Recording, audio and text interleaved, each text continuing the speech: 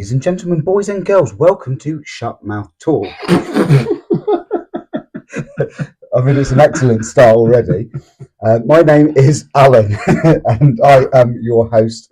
Alongside me is Matthew, my very best friend in all this world. Mate, thank you. So really, this is just a bit of a pilot episode to let you guys know what we're going to be doing in our pod. And first and foremost, we will have a random topic of the week. Obviously, as this is our first episode, I am using a random topic generator. Yeah, you are. However, in future, we want your suggestions. We want you to email in. It would be a good idea if I knew what the email address was, wouldn't I? Yeah, but it's fine. I'll find it out. Yeah. I'll find it out and get back to you. We can add that in the bio. Yes. You want to know where to find us? We'll find the email address for you. I mean, as you can tell, we are very professional at this. This might be the first time we've ever done this, so please bear with us. Anyway, the random topic of the week, Matthew. Right. Are you ready for this? I'm ready. I'm going to generate the random topic now. And the topic for this week is childhood sweets. Ooh, that's a great one. Well, thank you very much. And funny enough, we've just had a conversation. We have. About this. Concerning childhood sweets. Yeah. So tell me some of your favourites and the ones you don't like. I think, I always remember going into our local shop.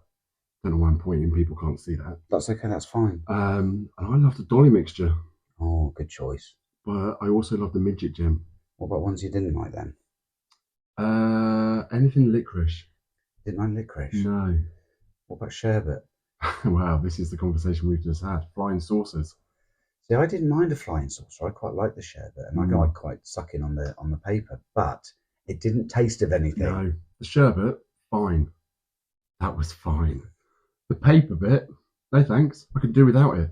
I think if you're going to want a sherbety sweet, you'd get something more interesting, like a sherbet fountain. I'll tell you what I did like, and I can't remember exactly what it was called, but I could be wrong with this, but a dib dab. Yeah. Yeah, that was sherbet with a lollipop. With the lollipop, and the idea was you'd lick the lollipop, stick it in the sherbet. In the sherbet. I would never eat it like that. Would you eat the lollipop and then leave the sherbet to after? I would eat the lollipop and the sherbet separately. Yeah. But then I do tend to eat everything a bit like that. And that's fine. And that's fine. What about yourself? Favourite sweet growing up? See, I'm quite a sweetie person, to be honest with you. Would you say you're more of a sweet guy than a chocolate guy? Would you always have a packet of sweets over a chocolate bar? No, I like sweets and I like chocolate.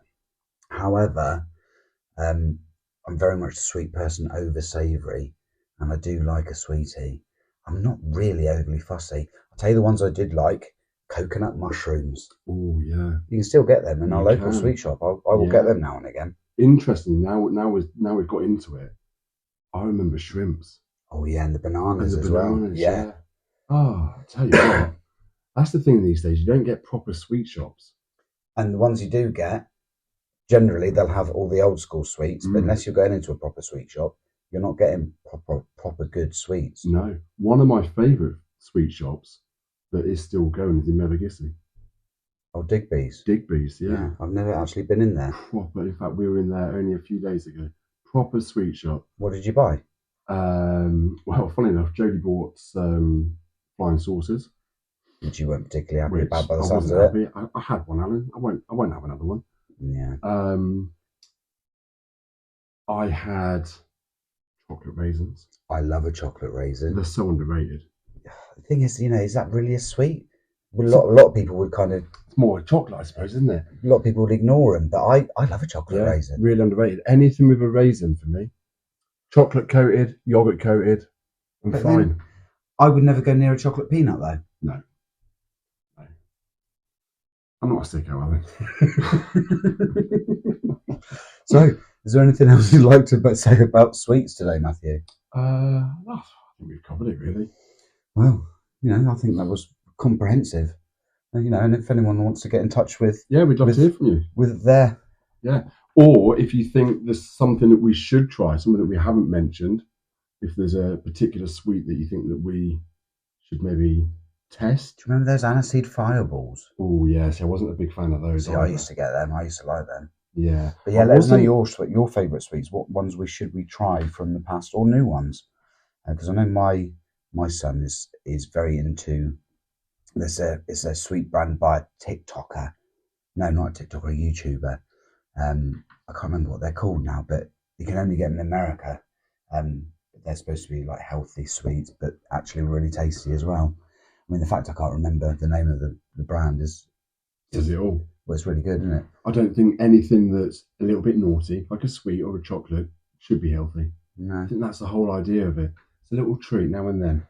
and as long as you're not having them all the time, That's it. then absolutely not. That's it. It's fine. It's fine. We're allowed. Right, so the second thing we're going to be doing is Alan's story of the week. And again, we want you to submit your stories or confessions. Definitely confessions. Yeah, stories and confessions. You okay? I'm You fine. all right? Got it out? Yeah, I was going to cut that cough out, but now Just go for it. now you've brought it up, I'm going to have to leave it in, aren't I? It's natural, Alan. So, Matthew, you've not been prepared for this story. Fine. And I'm going to read it out to you now. And I hope you find it interesting and informative. And if I don't find it informative and interesting, I will let you know. Well, thanks so much for that. You're fine. So it's a story. I found this one online, but as I said, please submit your own stories. So it's about a young man, and it starts. I used to fence. I was at a tournament once, and I just started a bout against a competitor. You win the bout by being the first to 5 points. I score what I believe to be the first point, but the official indicates the match is over and I've won. I stood there confused for a second, but my opponent seems to agree that I've won. Salutes, approaches for a handshake. I go along with it. I check the scorecard and it says I've won 5-2. In total, I lost probably 4 or 5 minutes of time. It hasn't happened to me since, to the best of my knowledge, but it's been 20 years and I still wonder what happened. So, what do you think about that? To be brutally honest, I'm not sure where to start with it. Well, it's not a subject I'm particularly, I'm not well informed with it. Have you ever had an experience like that? Fencing? Not fencing. like an experience where you... I've put some fences up before, Alan. And I've never taken in, And I bet they were wonderful fences. Oh, when I read that, the first thought of it was when I was young, I was playing football, and it wasn't that I lost time and didn't know what had happened or had a blank in my memory, but it was almost as if, well, I'll tell you the story. I was at the halfway line and I had the ball, and I kicked it up and literally shot from the halfway line and it sailed straight in. But it didn't feel like I was doing it. It didn't feel like I was in control of my body. It was like something had overtaken me, had for that moment done it for me, in effect. It was really, really odd. You turned into prime David Beckham. I really did. I was Lionel Messi for a moment, and yeah, it was ever so odd because, like I say, it was like it wasn't me. Let's be honest, you playing football, it wasn't you. I've never been the best, but it was hell of a goal, and I've never had anything like that since or after. But it was wonderful, Matthew. And it was from the halfway line? It was from the halfway line. How old were you?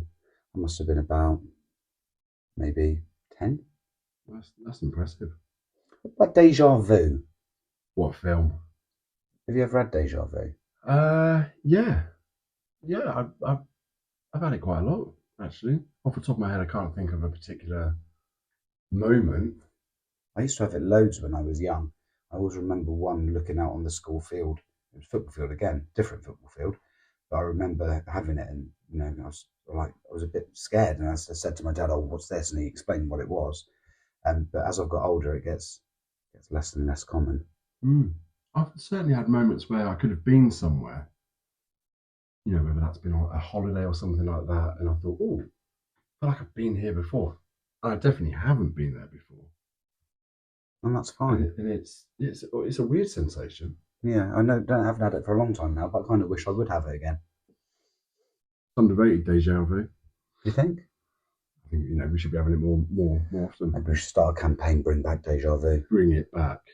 Maybe it's not gone anywhere. Maybe it's just us. I know it's going a little bit off subject, but it is one of my favourite films, Deja Vu. I don't think I've ever seen it. Well, there we go. That's one for you and the listeners to maybe have a little watch. Is that my homework for the week? Watch the film Deja Vu. Well, we've gone over 10 minutes and it hasn't stopped recording. So that's progress. That's good news, that is. Yeah, our batteries haven't run out. The mics are still on. Honestly, I think, we're going to be professional at this before we know it. Honestly. So normally the last part of the show would be listeners' submissions. Which I am very much looking forward to. Obviously, as the first episode, we are not going to have any submissions because we haven't asked for any yet.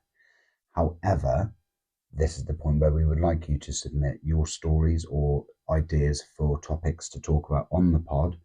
I think you're particularly keen on certain submissions as well, aren't you, Matt? Oh, I am. If there's any confessions, if you want to ask for our advice, we are here to help. I mean, do people really want advice Probably from us? not, but if they ask for it, they are going to get it. Okay, well, that could be interesting then. I think we should also let the listeners know that it can be anonymous.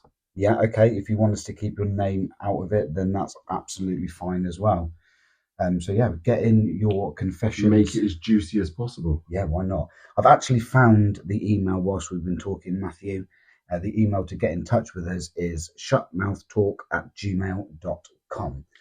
And you can find us on our socials. Yeah, at shut.mouth.talk on all socials, Facebook, Insta, TikTok. We're on them all. So yeah, get following us and we'll see you soon. We'll see what we can talk about. Thanks for listening, everybody. We'll see you next time. Take care. Goodbye.